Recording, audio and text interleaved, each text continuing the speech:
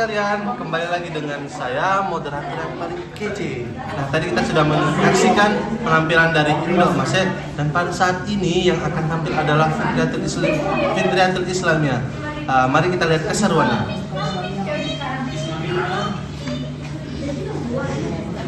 Assalamualaikum warahmatullahi wabarakatuh. Waalaikumsalam warahmatullahi wabarakatuh.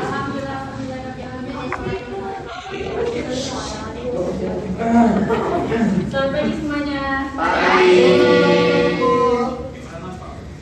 Sebelum itu yang saya hormati Pak Zulman selaku Dasar Pengawas kita, materi penelitian dan teman-teman yang saya hormati. Baiklah, ada judul materi yang akan saya sampaikan pada pagi hari ini yaitu statistik deskriptif. Ada judul yang akan kita bahas pada pagi hari ini yaitu statistik deskriptif.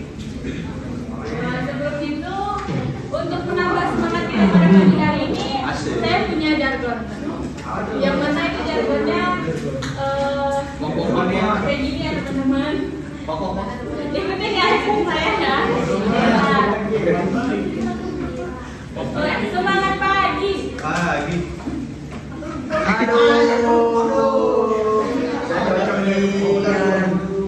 Oke, ada pun jargonnya yaitu semangat pagi.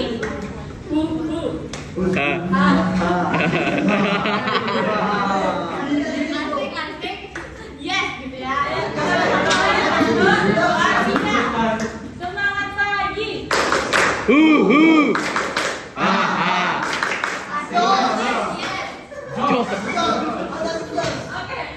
Lanjut kita masuk ke yang akan kita bahas. Yang pertama itu ada pengertian statistik deskriptif, kemudian ada yang pengajar data, dan yang ketiga itu ada pengukuran gejala pusat atau central tendency, atau yang keempat yaitu pengukuran variasi dan variasi kelompok. Pengertian statistik deskriptif. Statistik deskriptif adalah statistik yang berfungsi untuk mendeskripsikan atau memberi gambaran terhadap objek yang diteliti melalui data sampel atau sebagaimana adanya tanpa melakukan analisis dan membuat kesimpulan yang berlaku untuk umum. Kemudian ada penyajian data.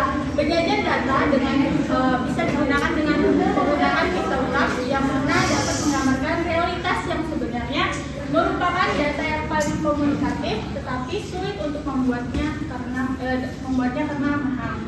Kemudian, tetapi setelah ada peralatan komputer, pembuatan piktografi dan berbagai model penyajian data menjadi sangat mudah, tidak menjadi masalah lagi bagi kita.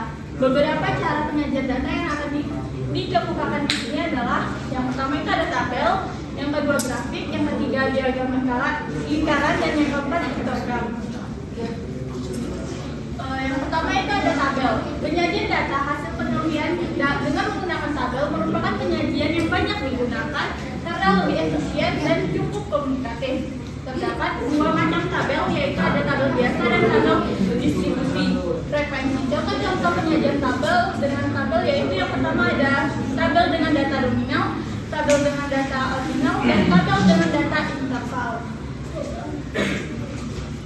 Yang kedua itu ada tabel distribusi frekuensi.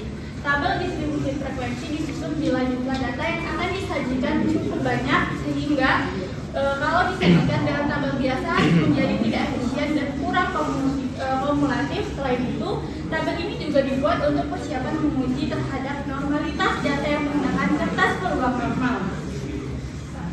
Kemudian ada grafik. Selain dengan tabel, penyajian data yang cukup populer dan komunikatif adalah dengan grafik. Pada umumnya, terdapat dua macam grafik, yaitu ada grafik garis, line dot, atau grafik batang atau histogram. Grafik batang ini dapat dikembangkan lagi menjadi grafik balok atau 3 dimensi. Suatu grafik selalu menunjukkan hubungan antara jumlah dengan variabel lain, misalnya waktu. Jenis-jenis grafik ada dua, yaitu yang pertama grafik batang, garis, dan garis batang. Yang keempat itu ada diagram lingkaran atau chart. Cara lain untuk menyajikan data hasil penelitian adalah dengan menggunakan diagram lingkaran atau chart. Diagram lingkaran digunakan untuk membagikan data dari berbagai kelompok. Cara pembuatannya adalah yang pertama ini buatlah lingkaran dengan jari-jari sesuai dengan kebutuhan. Yang kedua, untuk kepentingan ini data telah dinyatakan dalam pesan. Yang keempat, itu menghitung luas yang diperlukan oleh kelompok data dalam lingkaran. Yang kelima, itu ada menghitung luas yang diperlukan oleh kelompok data dalam lingkaran. Selanjutnya itu ada luas kelompok data tersebut digambarkan dalam lingkaran. Semangat pagi.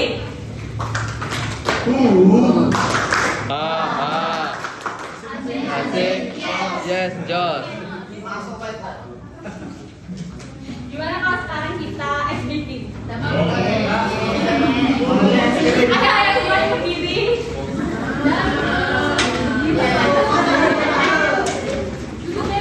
Bu, saya kaki saya sakit.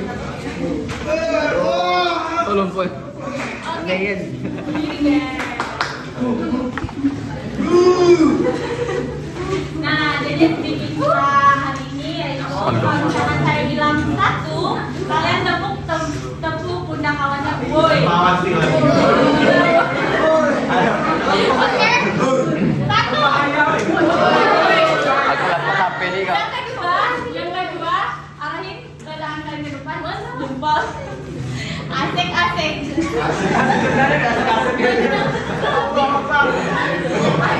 Oke, yang ketiga itu ada Oke, kan yang pertama itu ada tepuk temannya boy. Kemudian yang kedua asik. Kemudian yang ketiga Oke, kita mulai ya. 3.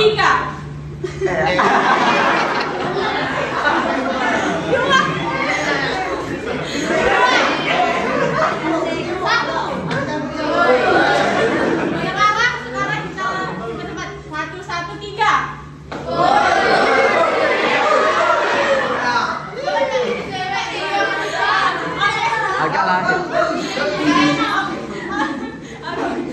Oke, yang ketiga kan tadi temannya. Nah, sekarang kita ganti sendirian aja. Oke, 3, 2, 1.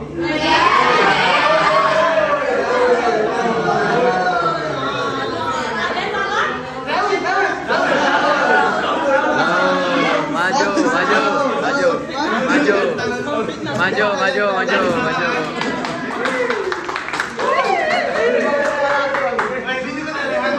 Asik. Oh, kamu balik lagi. Kau balik lagi.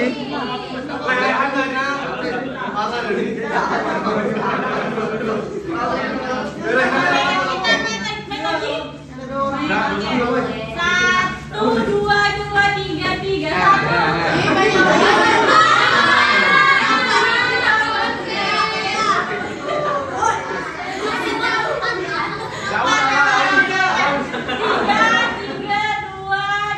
satu.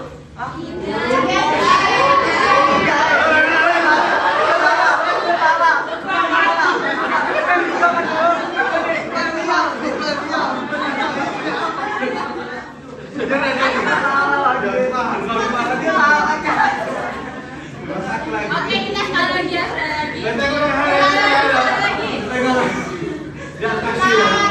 Satu, dua, tiga.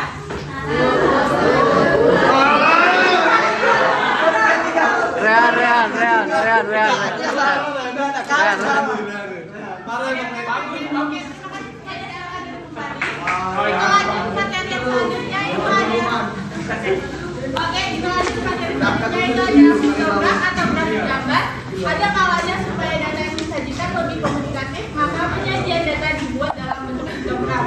Kemudian ada C, pengukuran gejala pusat atau sampel tendensi. Dalam penelitian ini, penelitian akan memperoleh sekelompok data variabel tertentu dari sekelompok responden atau objek yang diteliti. Beberapa teknik penjelasan kelompok yang telah diobservasi dengan data kuantitatif selain dapat dijelaskan dengan menggunakan tabel dan gambar, dapat juga dijelaskan menggunakan teknik statistik yang disebut modus median technique, merupakan teknik statistik yang digunakan untuk menjelaskan kelompok yang didasarkan atau gejala pusat detensi sentral dari kelompok tersebut. Namun dari tiga macam teknik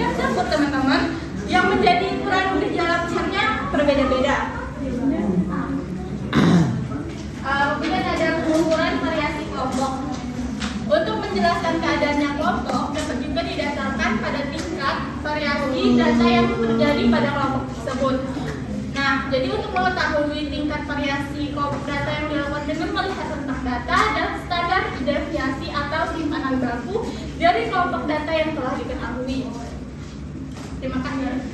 Baiklah, mungkin sekian materi yang dapat saya sampaikan. Jika ada kesalahan, saya mohon maaf. Saya akhiri. Wassalamualaikum warahmatullahi wabarakatuh. Waalaikumsalam.